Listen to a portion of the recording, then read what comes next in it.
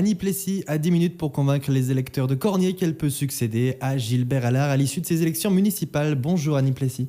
Bonjour. Vous allez bien ? Très bien, merci. Alors racontez-nous cette histoire. Pourquoi avoir fait une liste concurrente à celle de Gilbert Allard et à partir de quand avez-vous eu ce déclic de vous présenter à ces élections municipales ?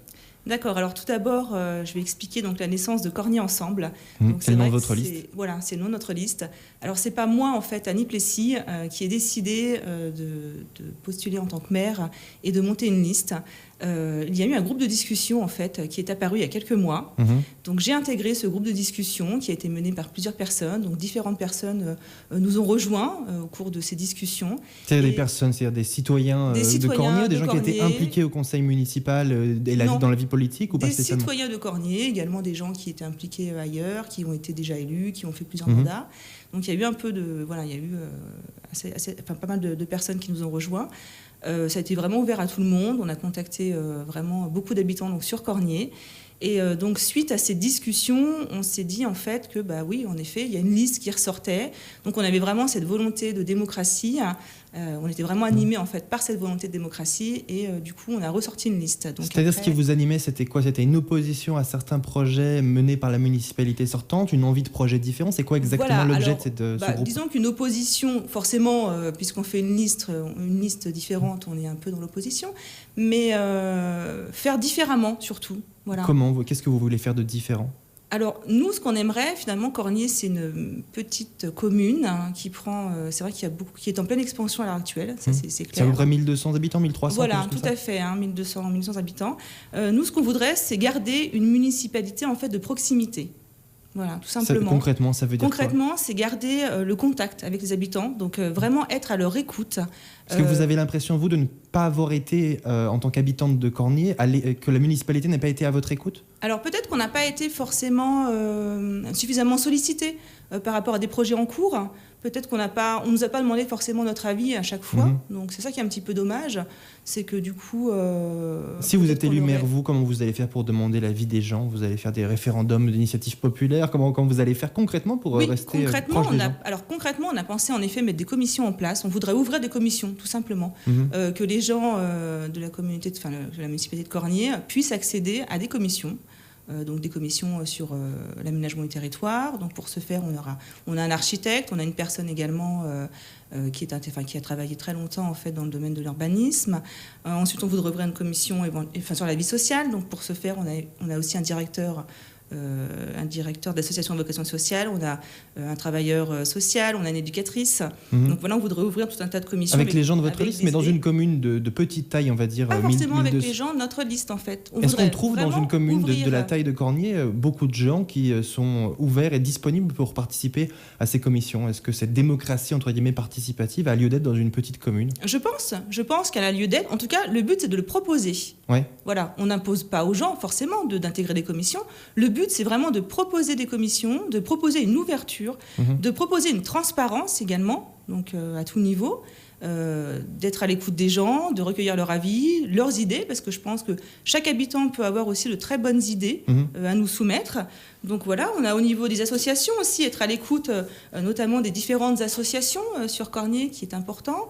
Être à l'écoute ne peut pas être un projet en soi. Si vous, la municipalité avait, comme vous dites, été à l'écoute en vous proposant ce type de commission pendant le précédent mandat, qu'est-ce que vous auriez aimé changer et apporter ? Qu'est-ce que vous auriez dit au maire sortant ? Alors, on a l'école qui est en projet actuellement, donc ça c'est un très bon projet. Je pense qu'il y a beaucoup de personnes qui auraient été pour, en effet. Après, c'est des sujets plus personnels. C'est vrai que donc on a un immeuble qui est en construction actuellement dans le centre. Ce qu'on aimerait savoir, si vraiment au niveau de l'infrastructure routière, est-ce que tout a été établi ? C'est vrai que il se situe en fait dans un angle où il y a énormément de passages de camions du fait de la centrale béton, par exemple, et aussi du fait de l'école, une auto-école sur Cornier. Donc, il y a beaucoup de passages de camions. Est-ce que tout a été étudié ? Est-ce qu'on ne va pas se retrouver coincé, par exemple, à un moment donné, au niveau de l'infrastructure ? Enfin voilà, il y a tout un tas de petites choses comme ça. Peut-être qu'on n'aurait pas forcément choisi ce genre de choses. Plutôt qu'un immeuble, qu'est-ce que les habitants auraient pu proposer ? tout simplement. C'est un exemple, c'est des exemples. Après, vous habitez Cornier depuis combien de temps ? On n'a pas parlé de vous. Est-ce que vous pourriez vous présenter pour nos auditeurs qui ne vous connaissent pas ? Tout à fait. Donc en fait, nous, on a construit sur Cornier donc, en 2010. Donc on est vraiment nouveau arrivant sur Cornier. Donc il n'y a pas très longtemps qu'on est sur place, en effet. Moi, je suis donc Annie Plessis, j'ai 40 ans, je suis responsable comptable. Donc voilà, principalement. Et puis... Et vous aviez dit que vous étiez dans ce groupe de discussion. Et quand vous vous êtes retrouvé tête de liste alors ? Alors, du coup, donc oui, j'ai intégré ce groupe de discussion qui était forcément très intéressant, sur lesquels on a parlé beaucoup de projets donc sur Cornier. Des tas d'idées en fait sont ressorties sur des tas de choses qui pourraient être très intéressantes au niveau de la vie associative, au niveau de la vie sociale de Cornier, entre autres. Et c'est vrai que dès le départ, je pense qu'avec la parité qui a été mise en place, on s'est positionné sur éventuellement pourquoi pas de mettre une femme en tête de liste. En fait, c'était un peu la position qui avait été prise. Et puis au fur et à mesure des discussions et des réunions qu'on a fait, voilà. Vous vous êtes dit pourquoi pas moi ? Pourquoi pas moi, tout simplement, pourquoi pas moi ? Donc c'est vrai que moi j'aimerais vraiment être proche en fait, des habitants, vraiment être à l'écoute, pouvoir recevoir les habitants, pouvoir les aider au quotidien. Si vous êtes proche, à l'écoute et que les habitants finalement ne vous disent rien ou ne vous disent pas grand-chose, comme ça peut se passer parfois, hors période électorale, parfois les habitants sont pris dans leur quotidien et n'ont pas forcément d'idées ou de projets à la place de leurs élus, qu'est-ce que vous allez faire à ce moment-là ? Alors je pense que l'important c'est de communiquer, justement. La communication est très importante. Donc déjà, un bulletin régulier, un bulletin municipal régulier pour tenir informés les habitants sur ce qui se passe sur la commune. Jouer vraiment sur la transparence, parce qu'on aimerait vraiment une transparence complète. Je pense que si on va vers les gens, concrètement, ils viennent vers vous. Voilà. Il y a forcément un échange. En fait, le but c'est vraiment d'échanger.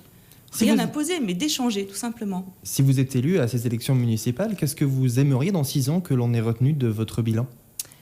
Alors, une municipalité vraiment de proximité, une municipalité à l'écoute de ses habitants. Vous l'avez dit, mais en termes de projets, peut-être d'infrastructures, est-ce qu'il y a des choses que vous voulez faire pour Cornier ? Bien sûr, tout à fait. Donc, on reçoit régulièrement dans notre groupe de discussion les associations.